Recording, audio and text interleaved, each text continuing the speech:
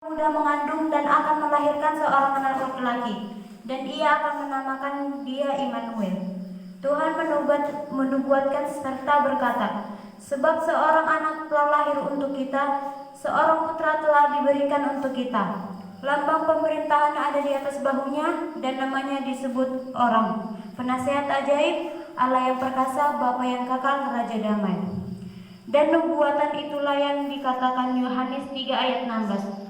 Karena begitu besar kasih Allah akan dunia ini, sehingga ia telah mengaruniakan anaknya yang tunggal, supaya setiap orang yang percaya kepadanya tidak binasa, melainkan beroleh hidup yang kekal. Saudara-saudara, tahukah saudara-saudara bagaimana dan seperti apa cara Tuhan untuk menggenapi apa yang telah dinubuatkannya itu? Dalam Injil Lukas diterangkan dalam bulan yang ke-6, Allah menyuruh malaikat Gabriel pergi ke sebuah kota di Galilea bernama Nazaret, kepada seorang perawan yang bertunangan dengan seorang bernama Yusuf dari keluarga Daud. Nama perawan itu Maria. Ketika malaikat itu masuk ke rumah Maria, ia berkata, "Salam, hai engkau yang dikaruniai, Tuhan menyertai engkau." Maria terkejut perkataan itu, lalu bertanya di dalam hatinya, "Apakah arti salam itu?" Kata malaikat itu kepadanya, "Jangan takut, hai Maria, sebab engkau beroleh kasih karunia di hadapan Allah. Sesungguhnya engkau akan mengandung dan akan melahirkan seorang anak laki-laki, dan hendaklah engkau menamai dia Yesus." Amin. Begini firman Tuhan, Lukas 1 ayat 34 sampai 35. Kata Maria kepada malaikat itu, "Bagaimana hal itu mungkin terjadi karena aku belum bersuami?" Jawab malaikat itu kepadanya, "Roh Kudus akan turun atasmu, dan kuasamu Allah yang Maha Tinggi akan menaungi engkau. Sebab itu anaknya yang akan kau lahirkan itu akan disebut kudus, anak Allah."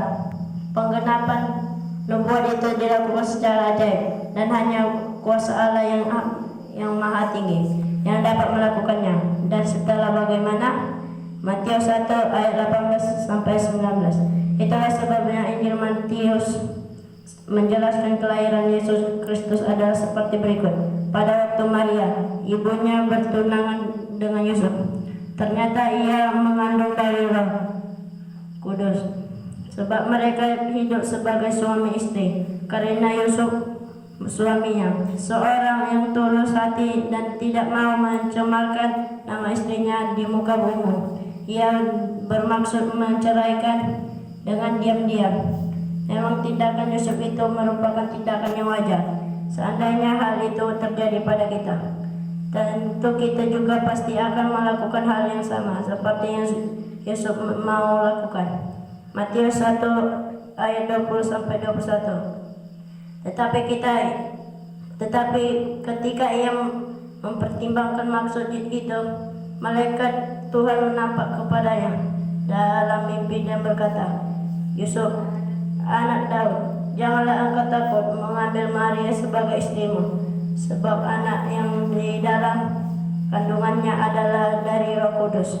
Ia akan melahirkan anak laki-laki, dan engkau akan menamakan dia Yesus, karena dialah yang akan menyelamatkan umatnya dari dosa mereka." Matius 1 ayat 22. Hal itu terjadi supaya genaplah